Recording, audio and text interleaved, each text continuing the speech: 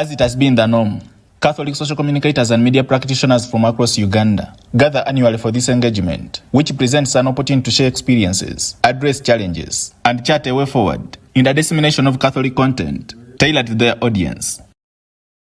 This year's workshop, under the theme, Leveraging Artificial Intelligence to Enhance Productivity and Effectiveness in Catholic Media Institutions, is featuring the training of participants in the responsible and effective use of AI in their daily media work. The Sunday morning broadcast of Mass. According to the Executive Secretary for Social Communications at the Uganda Episcopal Conference, Reverend Father Philip Odi, the decision to equip communicators with AI skills is informed by several emerging realities, among which include the growing misuse of AI to manipulate and distort public information, as well as the broader transformation of the media landscape, driven by the advent of digital technologies. Last year, we went to Rome for a pilgrimage, and I went to Rome together with some of the Catholic communicators from Uganda. And during that conference, we were strongly advised that it is important that we embrace artificial intelligence, but also to know how it works. So after that experience of attending that conference in Rome, I decided that artificial intelligence should be one of the topics that we should train our communicators on this year. As we are aware that artificial intelligence today has become the thing, it is now what drives many media institutions and many of our activities. So we want our Catholic communicators to learn how artificial intelligence operates, but also to look at the positives and also the negative side of it and how they can use it responsibly. For many participants, the training on AI use is both timely and necessary.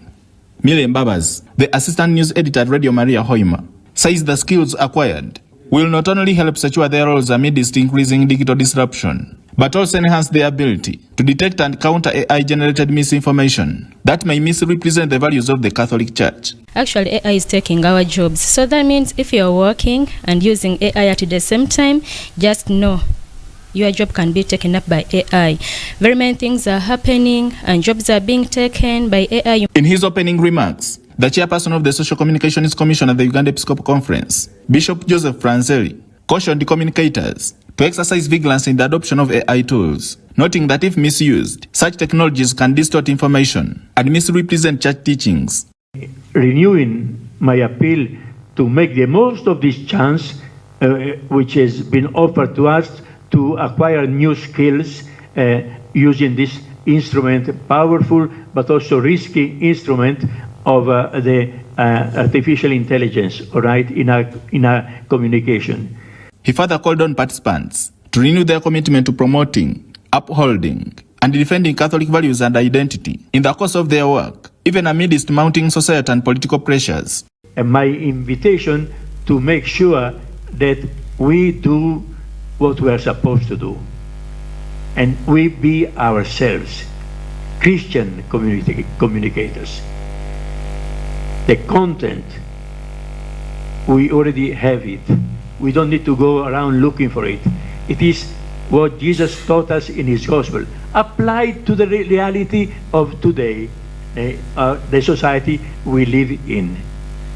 So let us make a common effort for us to be, and this is what collaboration and networking is meant to give to us, if we accept it and practice it with the values of the gospel, with the lens of the gospel. And stick to that, because that is where we are standing. That is our direction. This is what our communication is meant to be. A different communication. A Catholic radio, a Catholic television, which doesn't mean that it is only meant for Catholics, but which portrays the Catholic vision, the universal vision of peace and fraternity of the Church of Jesus in today's world. And that is our responsibility. That is our mission. However, Thembo Raymond, the news editor at Kasese Guide Radio, appealed to the Uganda Episcopal Conference to streamline access to official information. He noted that media practitioners often face challenges obtaining the church's position on matters of national interest, giving chance to the false anti-Catholic media narratives. That the hierarchy of seeking information in the Catholic Church becomes a big challenge. in a manner that when there are issues that happen, you even fail to go, to get where to go. You go here, this one pushes you to the other side. You go the other side, this one pushes you to the other side. Like recently, we've been having issues like, for example, you remember the other issues of the mass, praying for people in prison, where a number of people went on to push our Archbishop into the corner. Some of us were hurt because this is our church.